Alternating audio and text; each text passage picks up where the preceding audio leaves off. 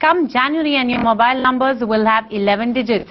What we hear is that Department of Telecom has written to all telecom operators as well as associations asking them that they should migrate to the 11-digit plan by 1st of January 2010.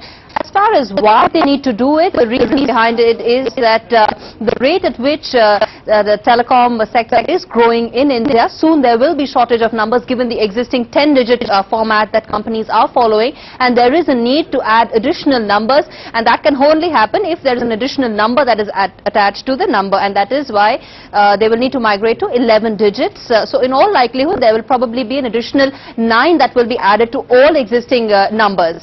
Right, so you're talking about a prefix digit of 9 coming in, which was an easy guess coming in, Gauri. But tell us, are operators ready to migrate at this point in time? And what's going to be the additional cost borne by them? Shabani, the simple answer to that would be no, simply because the timeline is also clashing with the number portability that is also expected to kick in by 31st December 2009, I beg your pardon. Operators will have to roll out MNP by then as well.